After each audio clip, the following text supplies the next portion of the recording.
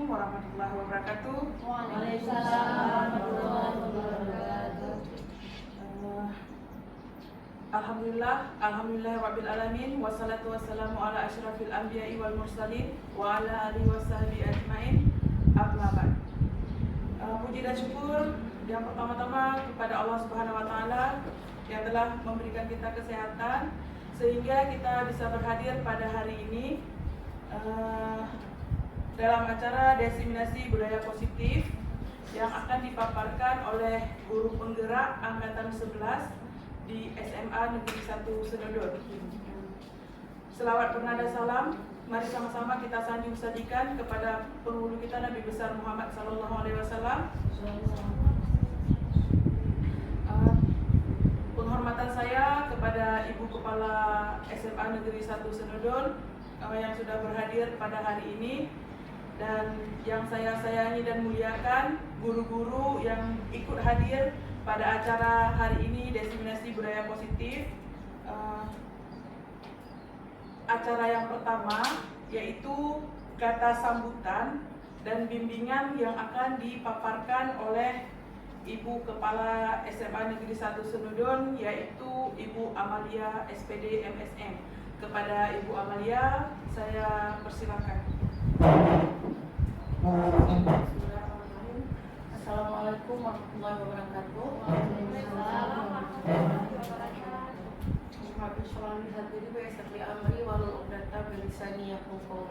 Puji dan syukur mari sama-sama kita panjatkan kehadirat Allah Subhanahu wa taala, yang mana pada pagi yang mendung ini, yang sejuk ini, kita dapat diberi kesempatan untuk dapat berkumpul ya dalam kegiatan diseminasi budaya positif, yaitu salah satu tugas yang harus diselesaikan oleh peserta calon guru penggerak angkatan 11.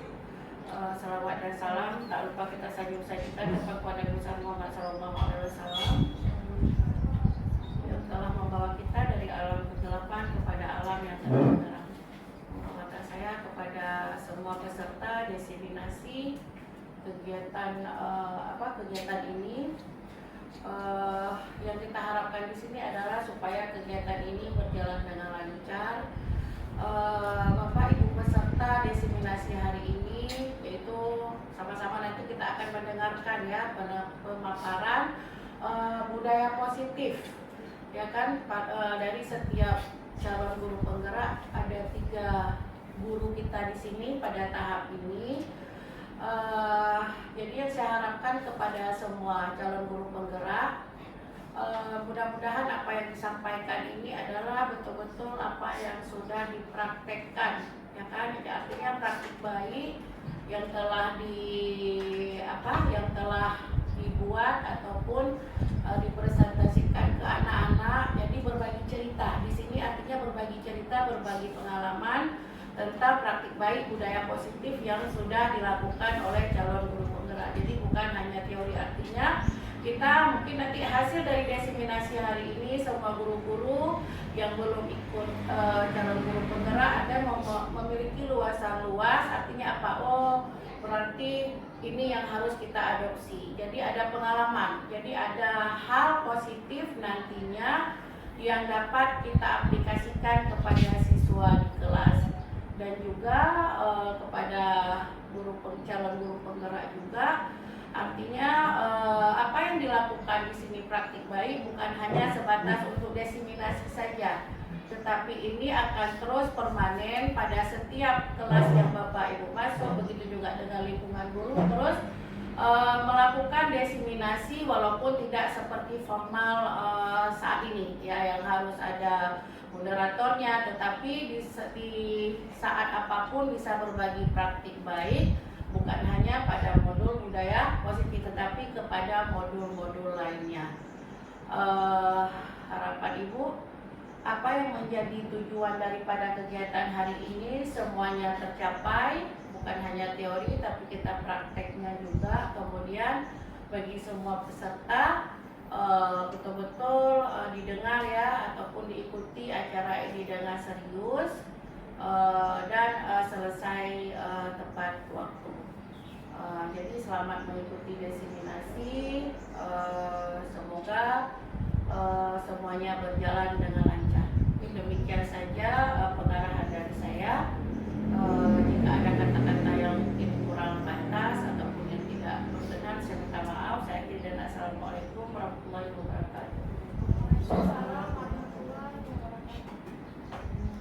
Baik, terima kasih kepada Ibu Amalia yang sudah memberikan sambutannya yang luar biasa dan memberikan dukungan yang penuh untuk kegiatan kita hari ini. Selanjutnya pemaparan materi yang akan dipaparkan oleh calon guru penggerak angkatan 11 yaitu Bu Adnania. Kepada Bu Adnania saya persilakan.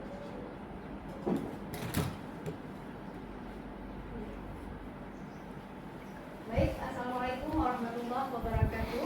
Waalaikumsalam warahmatullahi wabarakatuh. Alhamdulillah, alhamdulillahirabbil alamin. Wassalatu wassalamu ala asyrofil mursalin wa ala alihi wasahbihi ajmain.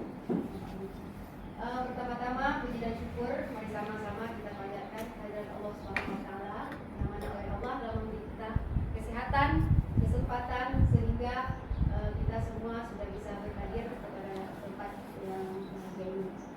Selanjutnya, salawat dan salam mari sama-sama kita sampaikan perempuan alam besar Muhammad SAW, yang mana oleh beliau telah membawa kita semua dari alam kebodohan hingga kepada alam yang penuh dengan ilmu pengetahuan seperti yang kita rasakan pada saat sekarang ini.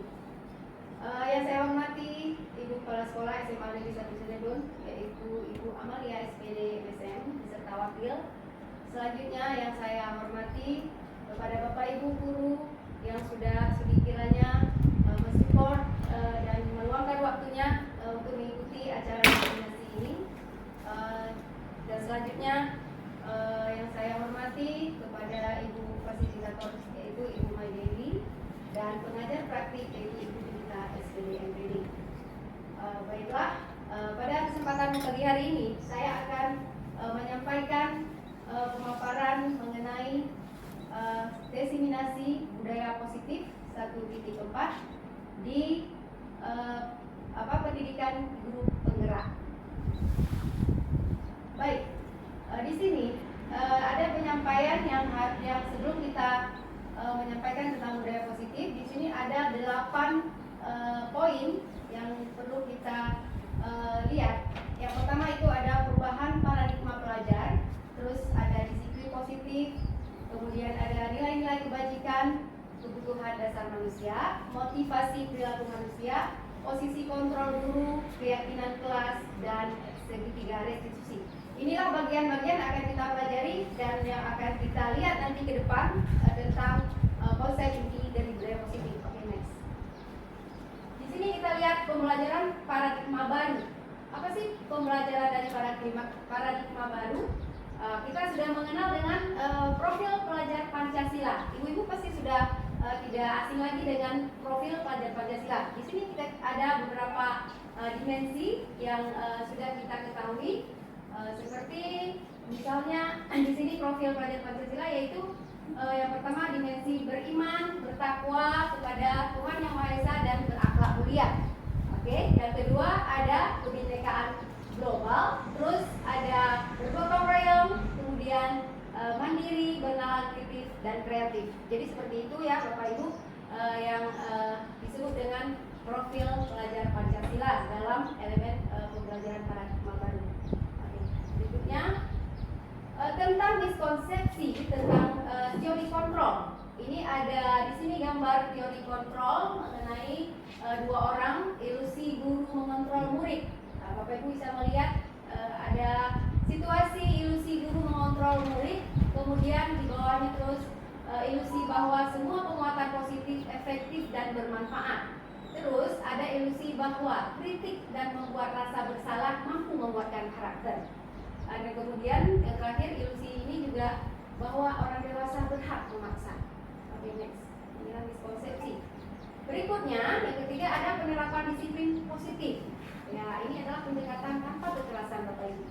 Kalau diperhatikan di sini secara umum disiplin positif adalah suatu pendekatan untuk menerapkan disiplin dari dalam diri anak tanpa hukuman dan hadiah ataupun reward. Oke, disiplin positif perlu diterapkan baik dalam lingkungan keluarga, lingkungan sekolah. Dengan menerapkan disiplin positif ini diharapkan tindak kekerasan dapat dihindari, gitu ya. Kemudian pendekatan disiplin positif bukan mengenai anak ataupun peserta didik saja secara langsung, melainkan bagaimana cara orang dewasa yang memberikan dampak dan pengaruh positif kepada anak maupun murid ataupun peserta didik. Pendekatan disiplin positif ini menitik beratkan pendekatan yang positif tanpa kekerasan, memotivasi, merefleksi kesalahan, menghargai, membangun logika, dan bersifat jangka panjang. Berikutnya, di sini dalam budaya positif juga kita akan mengenal nilai-nilai kebajikan. Apa sih Ibu nilai-nilai kebajikan? Nah, ini ada nilai-nilai kebajikan universal. Nilai-nilai kebajikan adalah sifat-sifat positif manusia yang merupakan tujuan mulia yang ingin dicapai setiap individu. Nilai-nilai tersebut bersifat universal dan lintas bahasa, suku bangsa, agama maupun latar belakang. Juga di sini ada 2 poin. Di sini mencakup profil pelajar Pancasila, terus ada IBO Primary Years Program atau PYP. Di sini meliputi sikap murid. Jadi Bapak Ibu tadi profil pelajar Pancasila sudah kita jelaskan, ada 6 dimensi. Di sini langsung ke IBO ini. Ini yaitu menjelaskan tentang toleransi, ya, toleransi, rasa hormat, integritas, mandiri, menghargai, antusias, empati, keingintahuan, kreativitas, kerjasama, percaya diri, dan komitmen. Oke. Berikutnya, di budaya positif juga ada kebutuhan dasar manusia, Bapak Ibu. Di sini kita harus tahu apa sih yang diperlukan oleh manusia ini. Di sini ada 4 kebutuhan pokok, 5 kebutuhan pokok, Bapak Ibu. Di sini ada yang bertahan hidup. Apa saja kebutuhan bertahan hidup kita? Di sini sudah kita lihat, sudah ada penjelasan bahwa untuk bertahan hidup manusia ini perlu makanan, pakaian, tempat tinggal, keamanan maupun kesehatan. Berikutnya ada kesenangan, rasa diterima, diperdulikan, kerjasama bagian dari kelompok. Yang ketiga ada harga diri, keinginan untuk dianggap memimpin, berprestasi, dan diakui. Ini ada pada kebutuhan dasar manusia. Penguasaan yang masuk ke harga diri, keinginan untuk dianggap memimpin, berprestasi, dan diakui. Inilah kebutuhan penguasaan, ya. Terus ada kebutuhan berikutnya, mandiri, memilih pilihan, mencoba hal baru, mampu mengendalikan dirinya. Ini disebut dengan kebebasan. Jadi kita ini bebas, anak-anak terutama mempunyai hak kebebasan untuk berasa mandiri, memilih pilihan, mencoba hal-hal baru maupun mengendalikan dirinya. Terus yang kelima ada bermain, humor, antusiasme, dan tertawa. Ini merupakan kesenangan, ya, kebutuhan dasar manusia, kesenangan. Oke, ini. Terus berikutnya dalam budaya positif kita juga mengenal dengan motivasi perilaku manusia. Di sini ada 2 motivasi, ada motivasi intrinsik dan motivasi ekstrinsik. Nah, motivasi intrinsik ini adalah motivasi yang timbul dalam diri individu sendiri tanpa ada paksaan dorongan orang lain, tetapi atas dasar kemauan sendiri. Ini kesadaran kita, Bapak Ibu, ya. Kalau motivasi diri intrinsik ini berasal dari dalam hati kita sendiri, keinginan kita tanpa ada paksaan, tanpa disuruh, tanpa dilihat, tanpa mengharapkan reward dan sebagainya. Jadi kita sendiri yang ingin melakukan hal-hal yang baik untuk sekolah kita, pastinya, ya.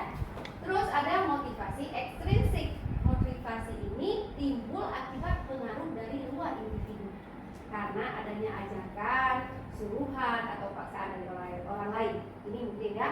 Mudah-mudahan Bapak Ibu kita tidak termasuk pada motivasi ekstrinsik yang seperti ini dalam perilaku kita. Karena motivasi intrinsik ekstrinsik itu tadi kita melakukan sesuatu itu mengharapkan imbalan, mengharapkan reward, harus dipaksa, harus di segala macam mungkin oleh pimpinan kita, apalagi dengan kepala sekolah kita.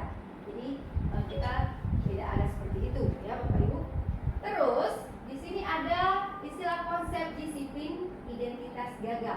ada dua. Pertama ada hukuman, terus ada penghargaan. Yang bersifat hukuman mana sih? Yang pertama ada menyakitkan, tidak nyaman, murid takut, memaksa, murid menyembunyikan kesalahan, murid menjadi rendah hati. Ini Bapak Ibu, konsep disiplin identitas gagal. Ini gagal jangan sampai kita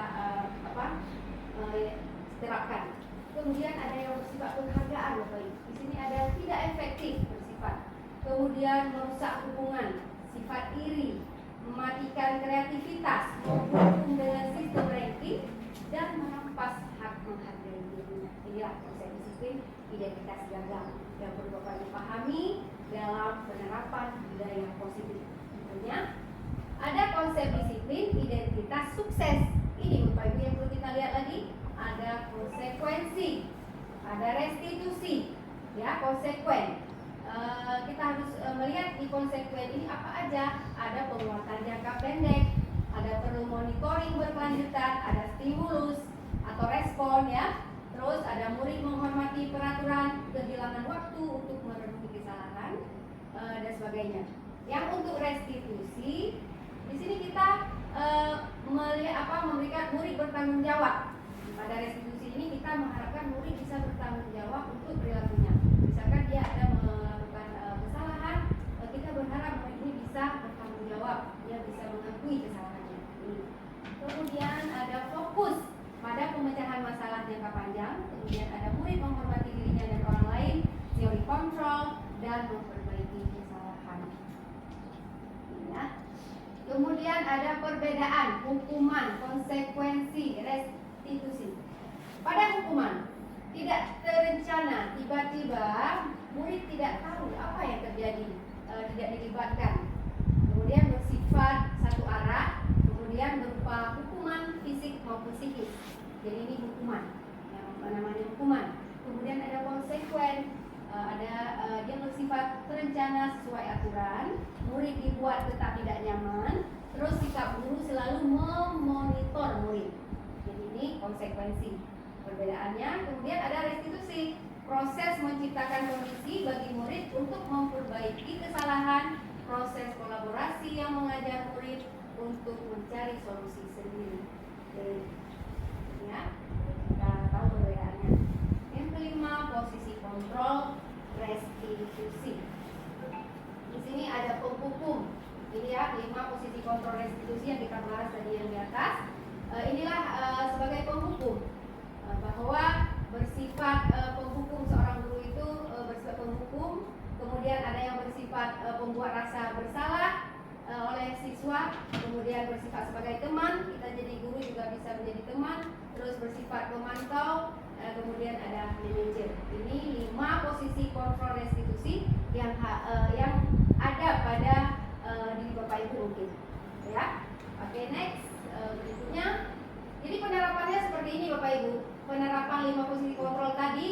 Yang pertama, guru khusus siswa lupa bawa dasi. Nah, ini kasusnya Bapak Ibu ya. Misalnya ada siswa yang lupa memakai dasi. Apa sih kalau kita ini bersifat penghukum? Kalau kita posisinya menjadi penghukum, di sini kita akan menyuruh siswa tersebut untuk hormat pada bendera 1 jam Bapak Ibu. Ya, ini posisi kontrol guru yang harus Bapak Ibu paham. Kalau bersifat penghukum, misalnya ada siswa tadi yang lupa memakai seragam sekolah yang tidak sesuai dengan peraturannya, kita suruh hormat pada bendera 1 jam. Ya, ini posisi kita supaya jangan ada yang bersifat penghukum. Kemudian ada posisi sebagai teman. Gimana sih Bu kalau untuk bersifat sebagai teman, posisi kita sebagai teman, kita bisa menyarankan, kita bisa kasih misalkan mengajak, ayo dong nak, ikuti aturan sekolah, tidak susahkan, tolong bantu ibu sekali ini, jangan sampai berbuat seperti ini lagi ya. Ini penyampaian kita mungkin ke si anak yang bisa kita sampaikan, biar kita bersifat sebagai teman, posisi kita sebagai teman. Ayo dong nak, pasti kita ngomongnya seperti ini, ikuti aturan sekolah, tidak susahkan ibu dong, sekali ini aja. Kita ngomongnya seperti ini ya Pak. Jangan sampai berbuat seperti ini lagi nak ya.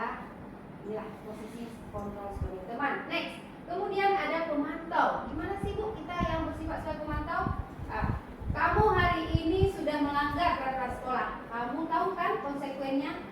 Senin depan Ibu tahu kamu sudah pakai dasi. Ibu kamu tahu kamu harus pakai dasi. Itu penyampaiannya.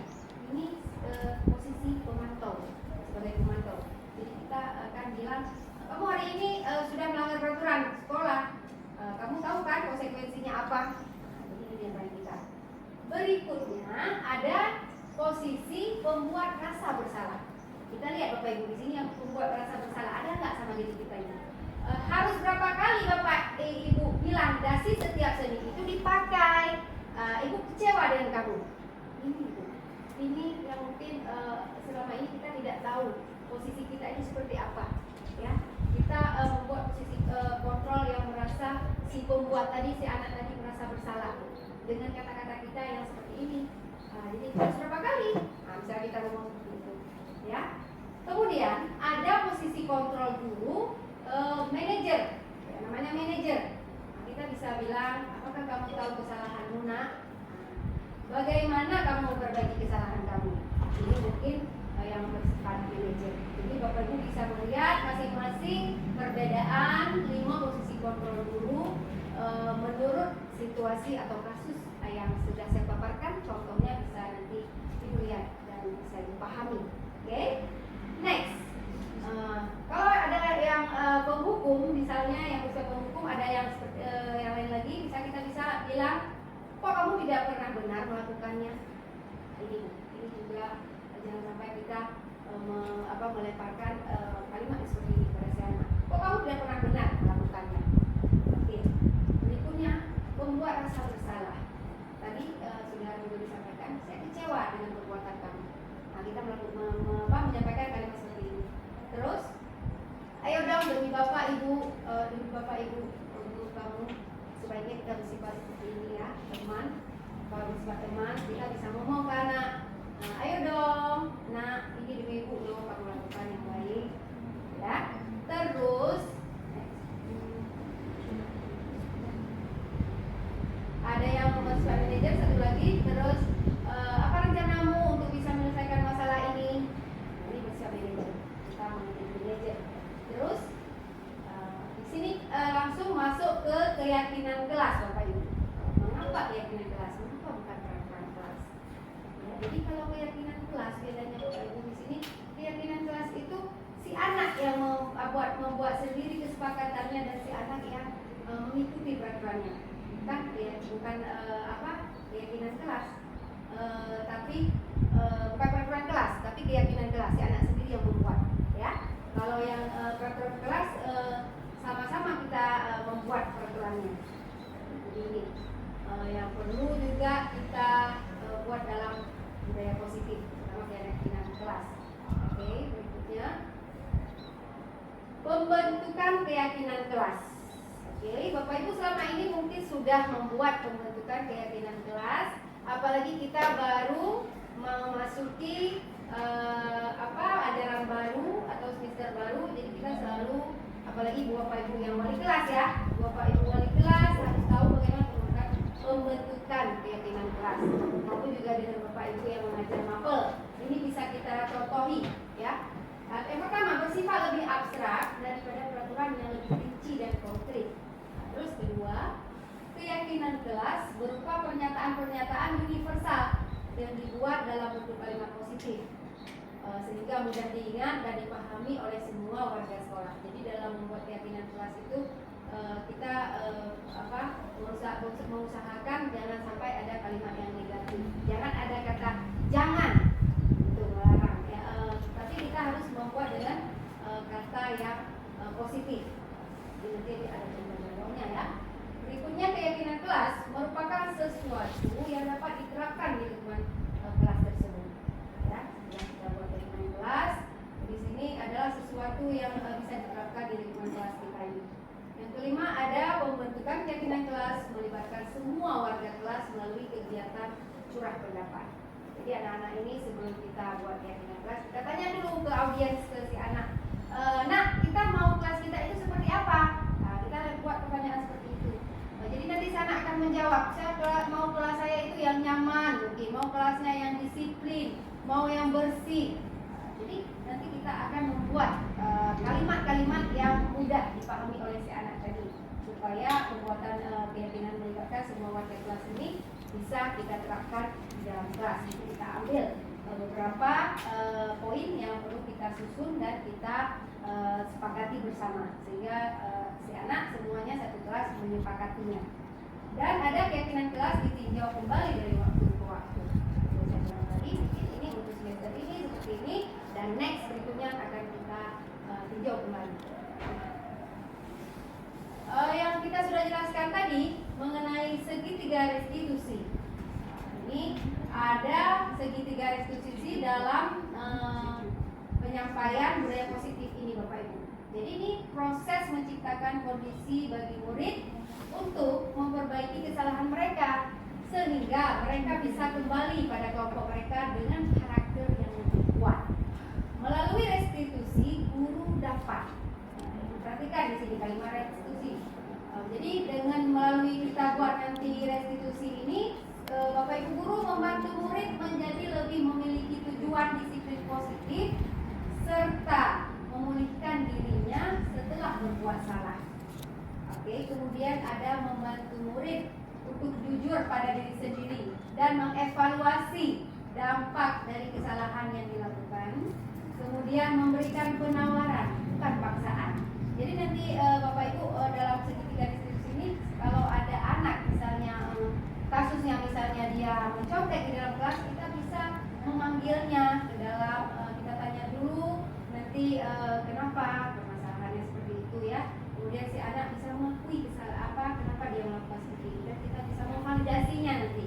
Dan terakhir kita bisa memberi solusi kepada si anak. Nah ini hukum dari segitiga restitusi yang perlu Bapak Ibu pahami di di budaya positif kita di sini. Oke, berikutnya ini Bu, yang perlu Ibu perhatikan. Seperti inilah bentuk dari segitiga restitusi. Yang pertama ada menstabilkan identitas. Jadi dalam menstabilkan identitas, kita semua akan melakukan hal terbaik yang bisa kita lakukan. Kita bilang si anak hal yang terbaik bagaimana. Kemudian ada validasi tindakan yang salah. Jadi dalam validasi tindakan yang salah, semua berlaku memiliki alasan. Si anak memiliki alasan kenapa dia melakukan hal tersebut, ya. Kemudian yang ketiga, menanyakan keyakinan. Tadi kita kan sudah buat keyakinan kelas. Kemudian dalam menanyakan keyakinan tadi, kita akan menyampaikan kita semua memiliki motivasi internal. Nah, jadi inilah bentuk dari segitiga restitusi yang sudah ada di layar kita nih. Ibu bisa memperhatikannya dengan baik. Oke, berikutnya. Oke ya, jadi ini mengenai budaya positif. Bapak Ibu bisa kita terapkan budaya positif, kita mampu mengontrol diri dan merefleksikan diri sebagai guru, karena emang menjadi manajer, emang untuk menuntun murid menjadi insan yang mandiri, merdeka dalam belajar serta bertanggung jawab, dan muaranya murid menjadi insan yang seimbang, selamat dan bahagia. Ini Bapak Ibu mengenai penyampaian tentang penerapan disiplin positif bagi kita pada hari ini. Kalau ada Bapak Ibu yang ingin bertanya, silakan yang mungkin ada yang ingin menyampaikan atau ingin menambahkan tentang penyampaian budaya positif di sekolah kita. Baik Bapak Ibu, ada pertanyaan? Baiklah, untuk sesi ini kita buka 2 pertanyaan, ataupun ada yang ingin menanggapi, saya persilahkan.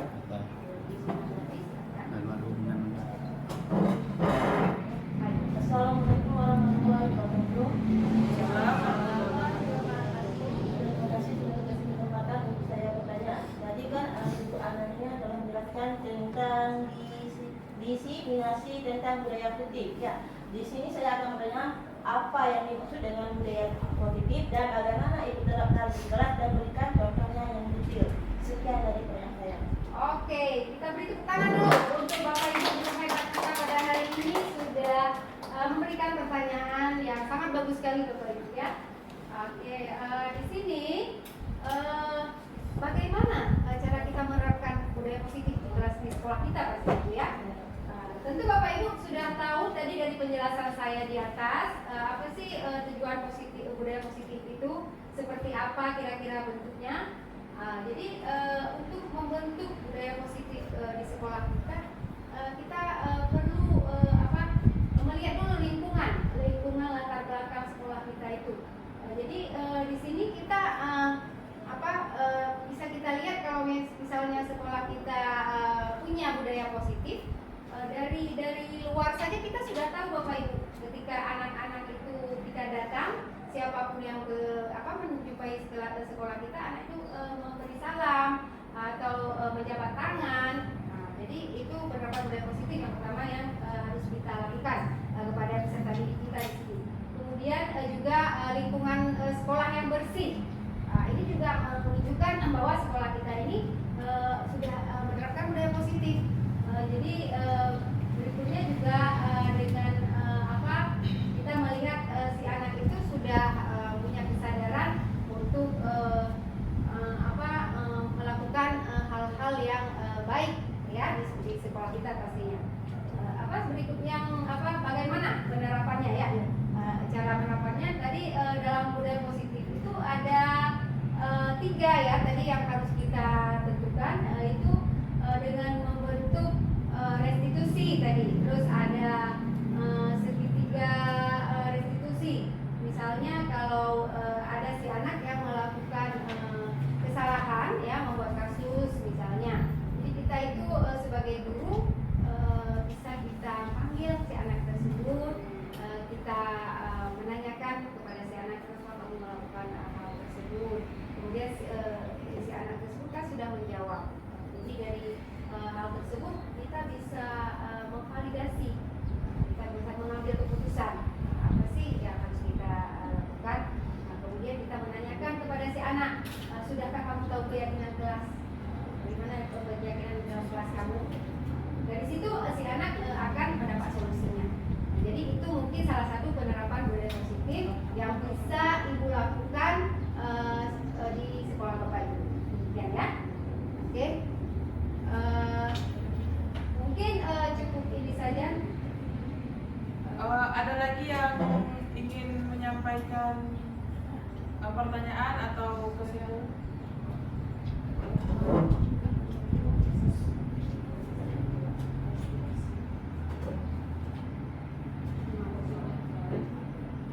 Assalamualaikum warahmatullahi wabarakatuh. Waalaikumsalam warahmatullahi wabarakatuh. Saya ingin bertanya sedikit tentang 5 posisi kontrol guru. Saya di sini masih kurang paham Bu tentang 5 kontrol ini, karena dari penjelasan Ibu tadi salah satunya ada tentang pemberian hukuman yang seperti hormat bendera. Sedangkan kita di sini juga sudah belajar tentang stop bully. Bukankah hukuman itu termasuk dari salah satu perilaku bully? Kemudian yang ingin saya tanyakan, di 5 kontrol posisi ini, apa kita harus mengambil semua kelimanya atau kita bisa harus memilih gitu? Karena saya masih kurang paham dengan penjelasan 5 posisi kontrol ini. Kemudian Bu, pertanyaan selanjutnya, manfaat yang paling utama terhadap 5 kontrol posisi ini dalam membentuk perilaku siswa, dan bagaimana cara kita untuk menilai efektivitas pendekatan yang kita berikan kepada anak-anak sehari-hari di sekolah. Oke, itu aja. Terima kasih. Oke, terima kasih banyak kepada Ibu Maria Ulfa. Sangat bagus sekali ya pertanyaannya tentang 5 posisi kontrol guru.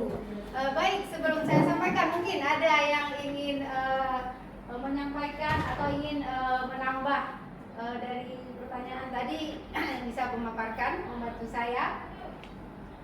Ya, kalau menurut saya Bapak Ibu, di sini kita tidak perlu kalau yang kita pilih ya, sebaiknya seandainya kita jadi guru, di sini kan ada 5 posisi kontrol. Kita di sini tahu, memahami dulu kelima-limanya itu.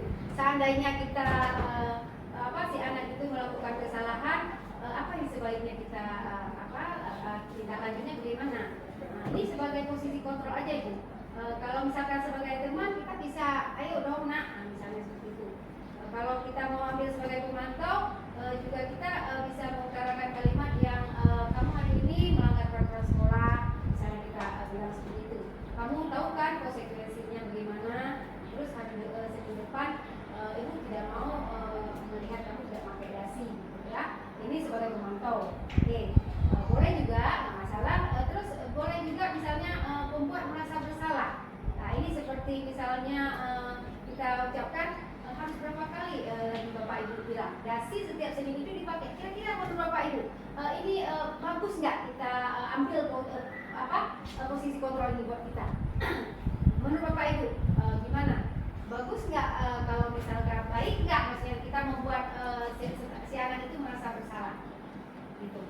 Nah, menurut saya ya kalau misalkan seperti itu saya rasa jangan sampai kita membuat si anak itu merasa bersalah. Jadi nanti efeknya ke depan mungkin si anak nanti jadi motivasinya jadi berkurang, dia jadi kurang percaya diri dan sebagainya. Ini berefek pada si anak Bapak Ibu.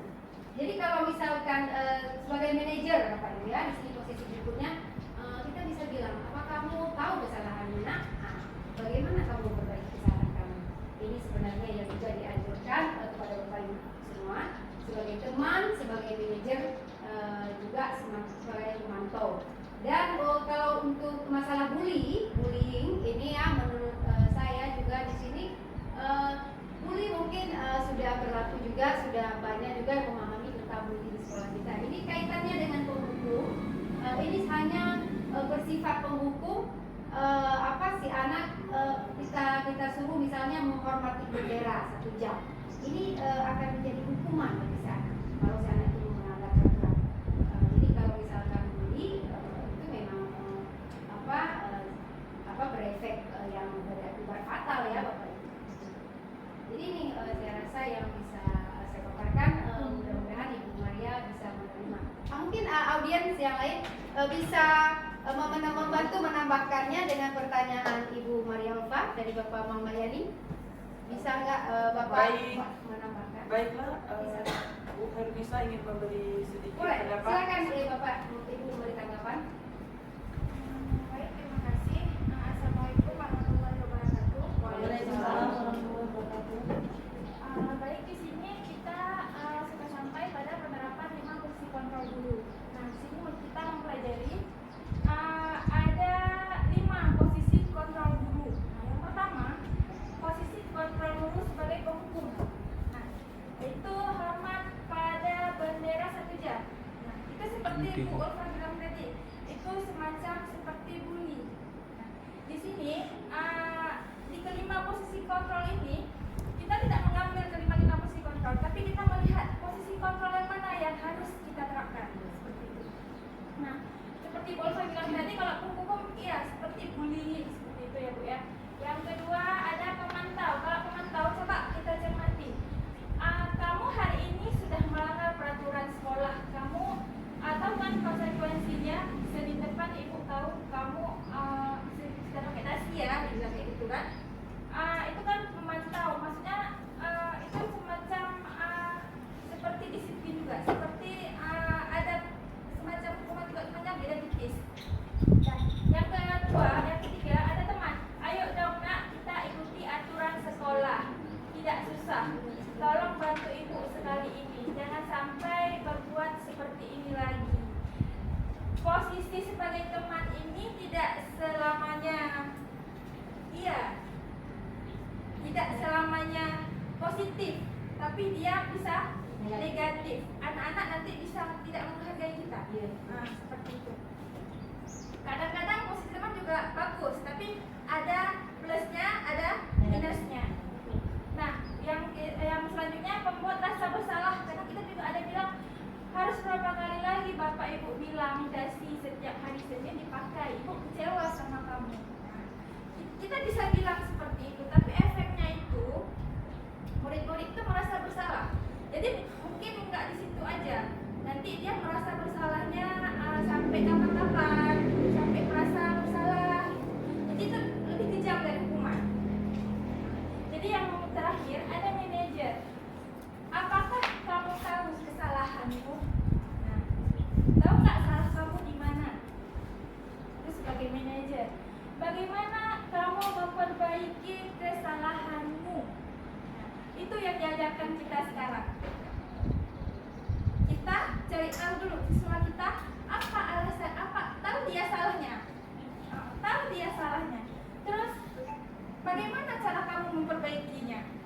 itu yang kita sosialisasikan sekarang sebagai budaya positif seperti itu.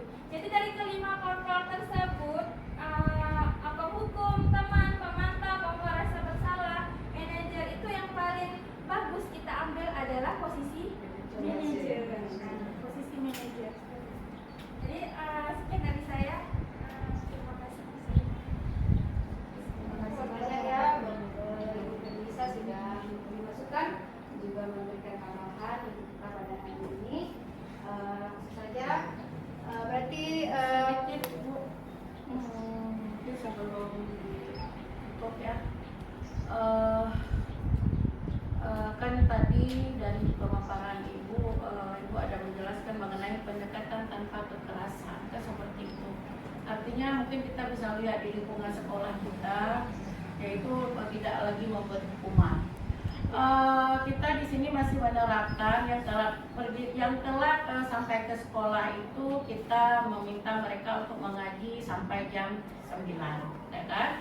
Kalau kita lihat kita dengan paparan, kalau menurut saya itu masuk ke dalam hukuman, seperti itu. Nah, karena ada konsekuensinya. Dari apa yang sudah Ibu pelajari sampai hari ini di pendidikan calon guru penggerak, apa sih yang cocok kita terapkan yang notabene siswa itu selalu terlambat? Contohnya misalnya kita Heru, ya kan, dan yang lain-lainnya tanpa kita memberi konsekuensi tadi. Walaupun kita suruh mengaji itu lebih kepada religius, tetapi itu namanya konsekuensi. Apa sih yang harus gitu dilakukan? Dan pun nanti untuk tindak lanjutnya saya mau ketika buat Nania piket tidak ada yang mengaji. Maksudnya bukan memberi konsekuensi, tapi saya mau melihat apa sih yang akan Ibu lakukan sehingga nanti Ibu misalnya piket dari apa? Hari Kamis. Sehingga hari Kamis depan mungkin anak-anaknya itu kurang. Yang hari ini telatnya 20 orang misal, tetapi tanpa kita buat konsekuensi hukuman seperti ini, mungkin nanti Kamis depan dia akan berkurang lagi. Itu yang pertama. Yang kedua, dari kacamata Ibu melihat, ya kan, dari segala paparan juga ada tadi motivasi intrinsik dan ekstrinsik.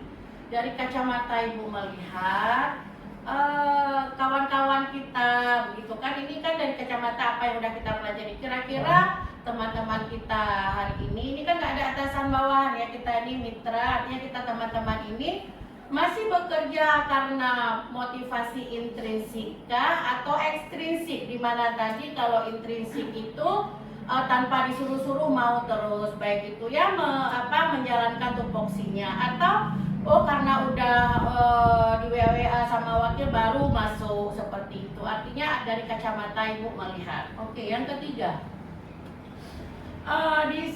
tadi di pemaparan juga adanya keyakinan kelas.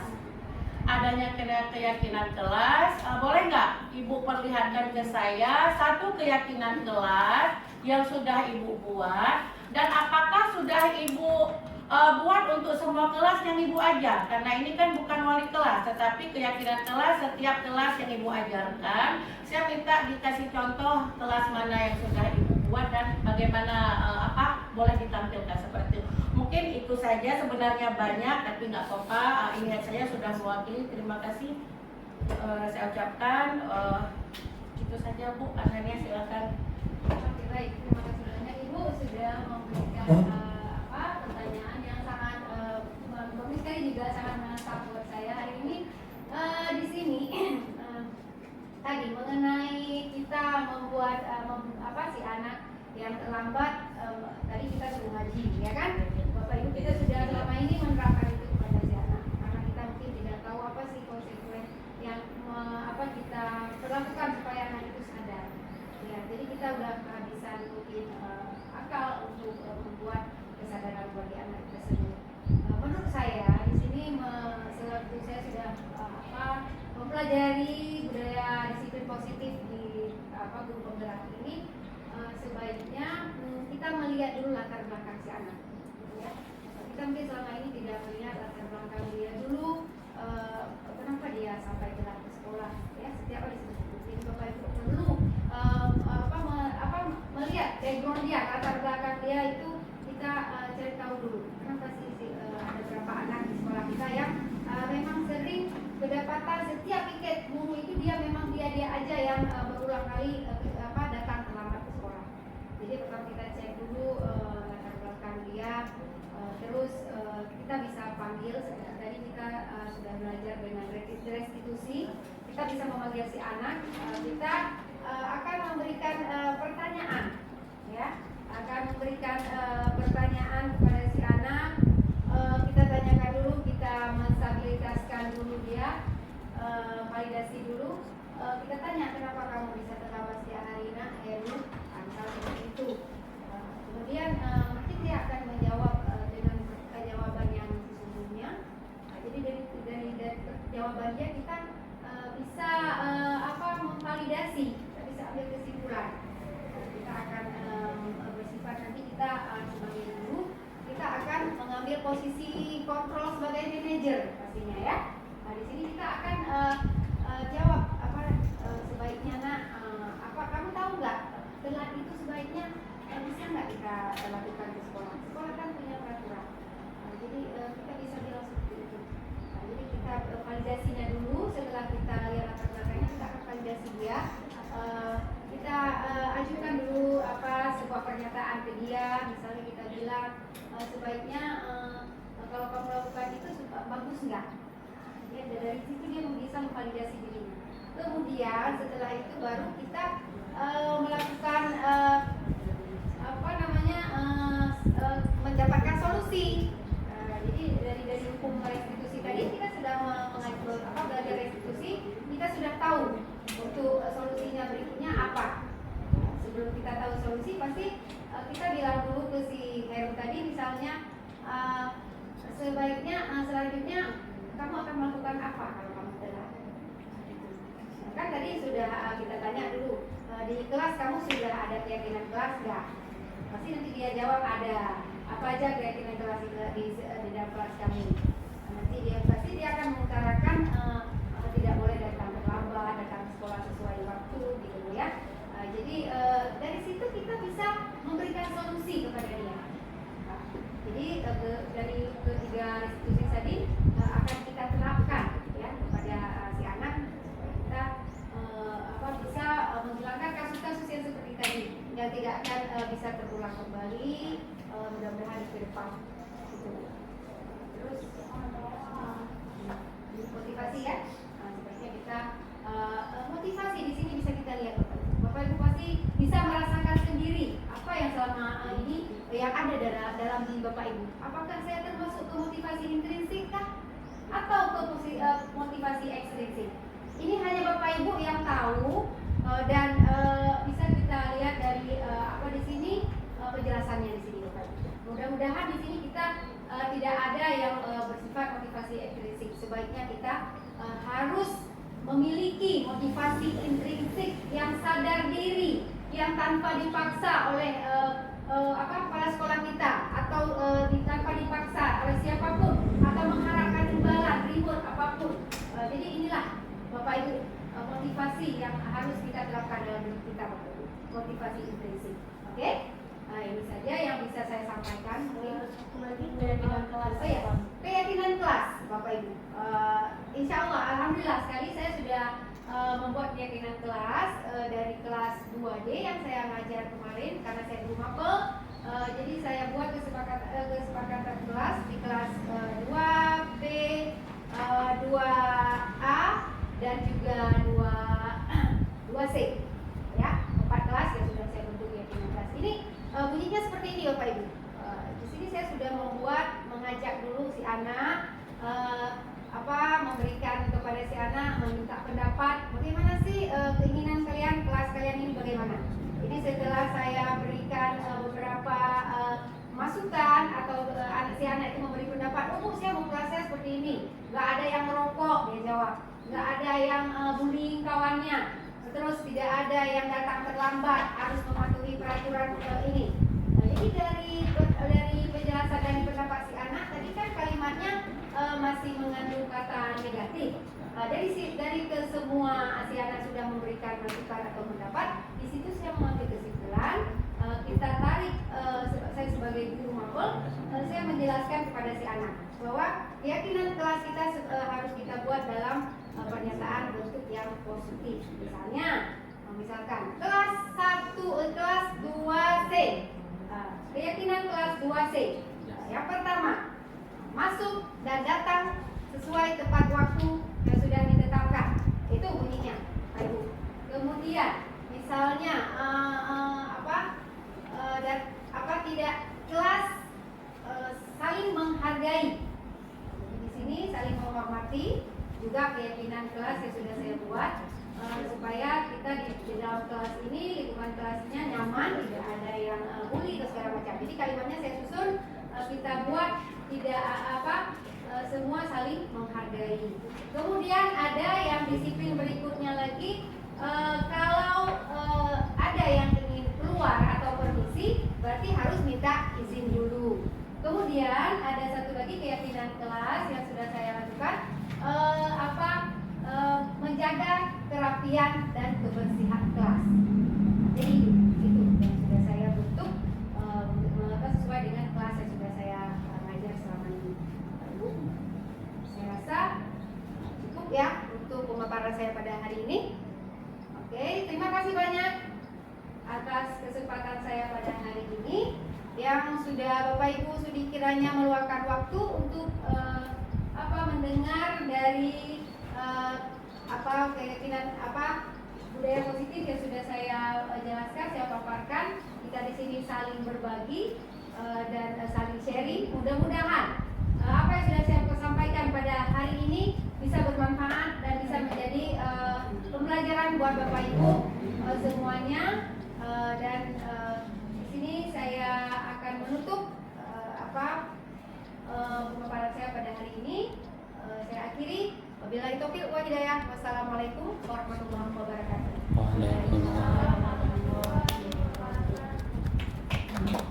Baiklah, saya ambil alih sebagai moderator. Jadi kesimpulan kita pada hari ini, diseminasi budaya positif sekolah merupakan investasi jangka panjang yang sangat bermanfaat. Dengan komitmen dan upaya yang berkelanjutan, budaya positif dapat menjadi fondasi yang kuat untuk membangun sekolah yang lebih baik dan mencetak generasi muda yang unggul. Dari itu, maka sama-sama kita membudayakan secara terus-menerus apa itu budaya positif. Baiklah, boleh kesimpulan sedikit yang akan diberikan oleh Bu Amalia. Saya sebagai moderator undur diri apabila ada kata dan kesilapan dalam penyampaian. Saya minta maaf. Assalamualaikum warahmatullahi wabarakatuh. Sebelum kita tutup ya, kepada Bu Anania, mungkin terima kasih hari ini sudah memberikan pemaparan yang sangat luar biasa, di mana ketika kita mendengar teori pemaparan budaya positif tadi, seandainya kita sudah melakukan semua guru 80% aja, kayaknya sekolah kita ini sudah wow sekali seperti itu ya kan. Artinya apa? Di sini seperti yang Ibu moderator tadi sampaikan, ini berbentuk jangka panjang. Berarti apa yang sudah disampaikan tadi itu bukan hanya menjadi PR buat CGP Angkatan 11, tetapi juga menjadi PR untuk kita semua, di mana ada budaya positif itu terus secara perlahan kita bukan kita artinya kita buat kemarin langsung kita inikan, mungkin nanti seiring sejalan, yang artinya nanti betul-betul di sekolah kita sudah kita terapkan budaya positif. Kita mulai dari hal kecil mungkin.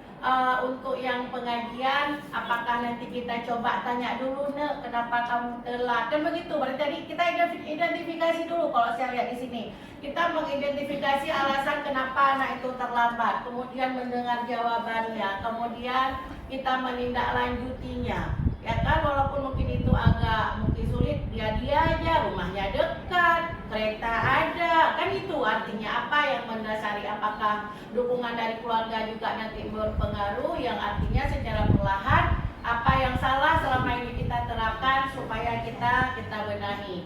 Artinya tidak ada anak yang malas, tidak ada anak yang bodoh, tidak ada anak yang artinya tidak ada etika, tetapi kembali lagi dari kita, apakah kita sudah memperlakukan anak itu sesuai dengan yang harus mereka harapkan ataupun yang harus mereka dapatkan, karena kan ini dia mengikuti zamannya seperti itu.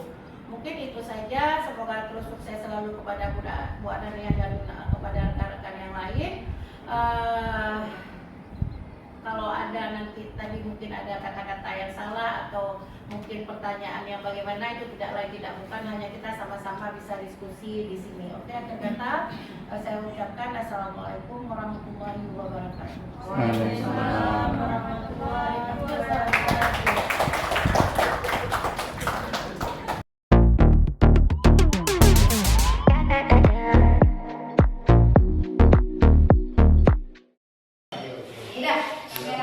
Assalamualaikum warahmatullahi wabarakatuh. Waalaikumsalam warahmatullahi wabarakatuh. Baik, anak-anak ibu semuanya, kita pada hari ini kita akan membuat keyakinan kelas dulu atau kesepakatan kelas dulu sebelum kita mulai pembelajaran kita. Karena kita baru memasuki ajaran baru, jadi kita harus buat kesepakatan kelas dulu. Ya, nanti tolong semuanya ini kalian tulis. Setelah ibu bagi kertas di sini, nanti kalian tulis apa sih keyakinan yang ingin kalian sampaikan, tulis di sini.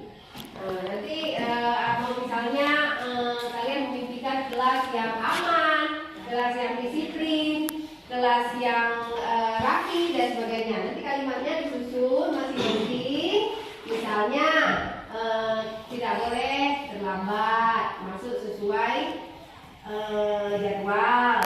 Ya, kalau mau izin harus permisi dulu. Kalau mau keluar, ditulis nanti ya. Di sini ya ditulis ya, ditulis semua sudah dibagi ini ditulis. Nanti kita tempel dulu, kita baca sama-sama, baru nanti kita ambil kesepakatan kelasnya. Siap ya? Ya. Oke, silakan tulis masing-masing keyakinan kelas menurut kalian masing-masing. Menurut keinginannya. Coba tulis. Tulis salah satu kalimat. Tidak boleh datang terlambat, tidak boleh tidur, tidak boleh makan dulu, ya.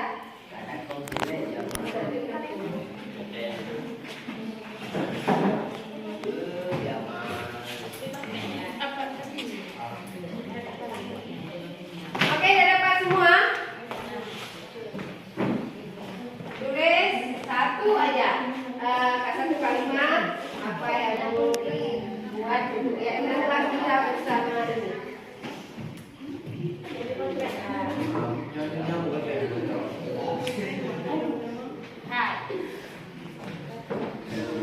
Ayo, tulis masing-masing biar kita nanti jalan ke depan kelas.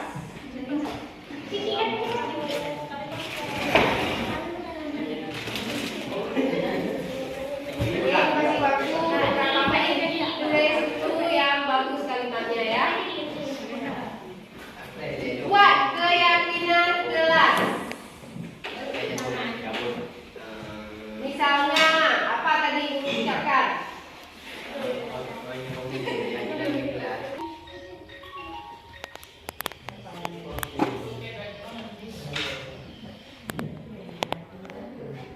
Meskipun kalian dulu bawahnya lah. Oke, semuanya lagi Inggris ya. Satu orang satu.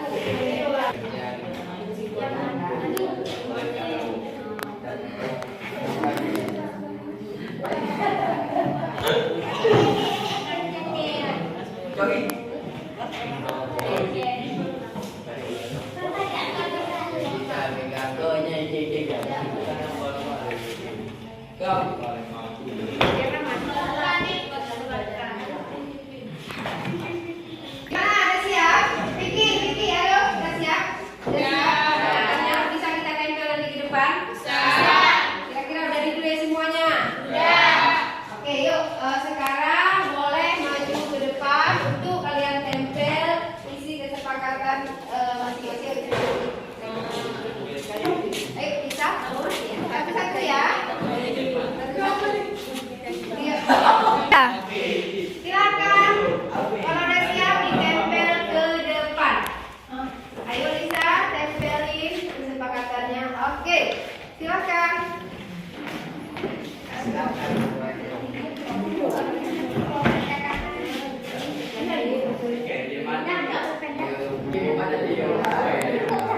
Coba siapa lagi yang siap angkat kembali?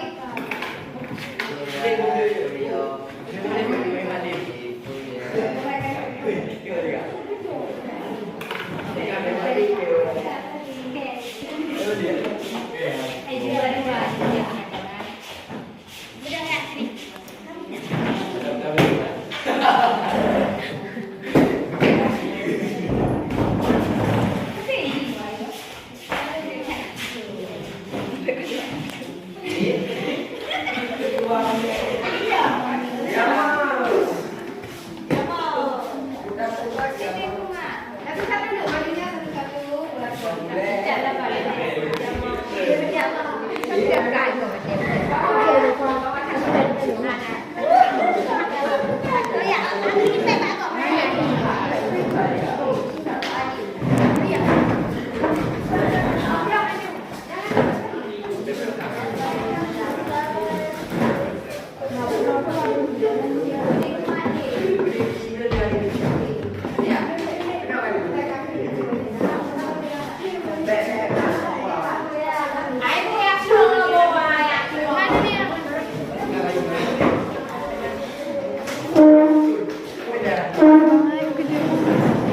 Ayo, masih ada?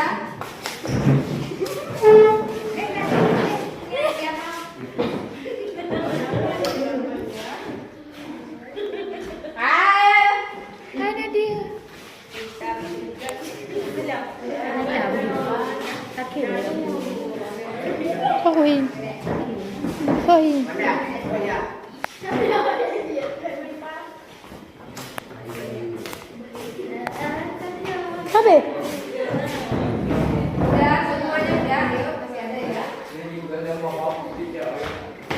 dia. Udah, semuanya udah. Ayo, masih ada ya.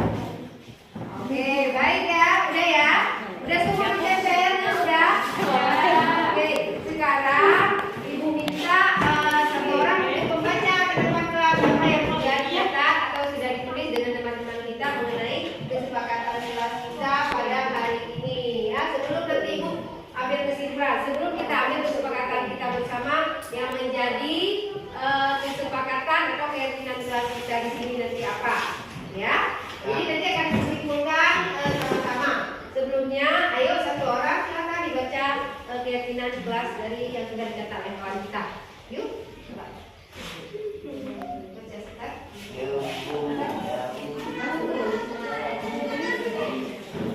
Suara yang besar ya, coba. Kita dengarkan apa yang sudah dibuat oleh teman-teman kita. Baca, baca aja. Tidak boleh buang sampah sembarangan. Oke, stop dulu. Tidak boleh buang sampah sembarangan ya. Ya, itu kesepakatan. Coba yang lain lagi. Tidak boleh keluar masuk kelas.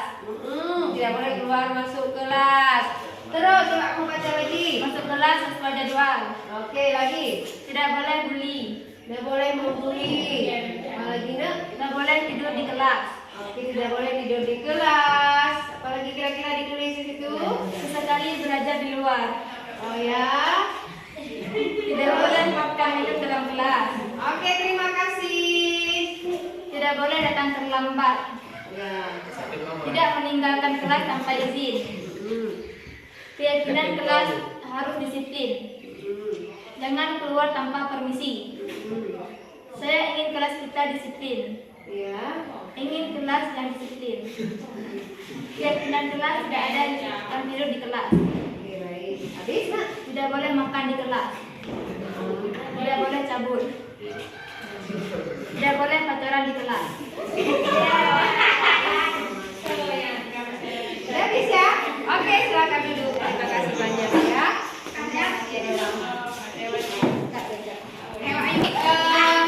Ini sudah kita tulis sama-sama dan sudah dibacakan juga dengan kawan kita barusan. Sekarang tugas kita adalah mengambil kesimpulan berdasarkan dari yang sudah ditulis oleh kawan-kawan kita tadi. Oke? Jadi keyakinan kelas kita hari ini adalah, oh ya, lupa kasih tahu, dalam kita membuat kesepakatan kelas, kita tidak boleh menulis dengan kata-kata negatif, ya. Tidak boleh terdapat kata negatif, misalnya kerja. Jadi ibu ganti nanti dengan misalnya datang dan masuk kelas sesuai dengan jadwal gitu, ya. Nanti kalau misalnya ada yang telat masuk gimana? Kita kasih apa? Kasih hukuman. Kita kasih rewardnya nanti pokoknya, ya. Oke, baik. Kita tulis sekarang keyakinan atau kesepakatan kelas kita, ya. Kesepakatan kelas 1D, 2D.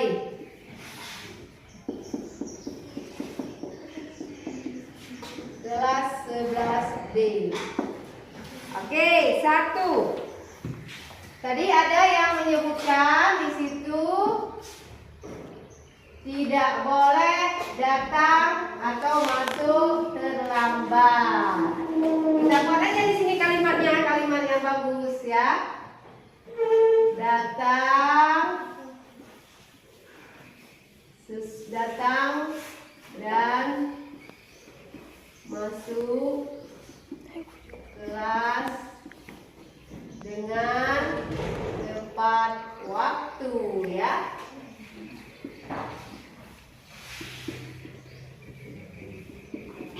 Ini sepakat ya dengan ini, ya. Oke, nomor 2. Berarti di sini tidak ada yang makan minum, tidak boleh membuli. Berarti kita ambil aja kesimpulannya, saling menghormati.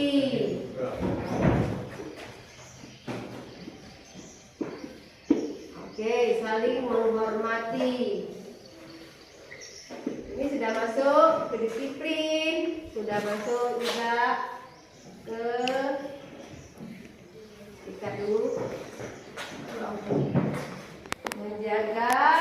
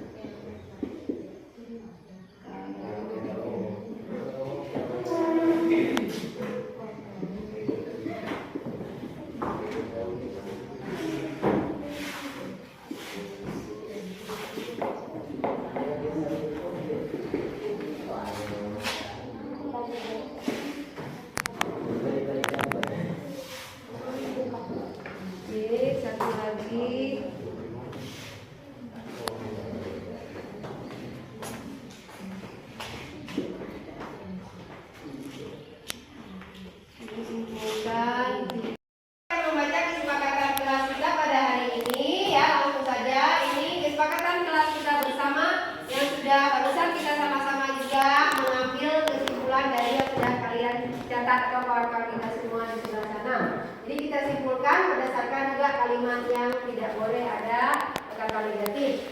Oke, kesepakatan kelas kita pada hari ini nomor 1. Ya, dengar dulu, datang dan masuk kelas dengan tepat waktu, ya. Nomor 2, kesepakatan kita itu saling menghormati. Terus nomor 3, menjaga kebersihan dan kerapian kelas. Terus nomor 4 kita simpulkan tadi, minta izin atau permisi kalau ingin keluar masuk ruangan atau kelas. Terus nomor 5 sudah kita simpulkan memakai seragam sesuai dengan aturan yang sudah kita sepakati. Jadi jangan nanti hari Selasa pakai baju putih abu-abu, kita pakai pramuka. Baik.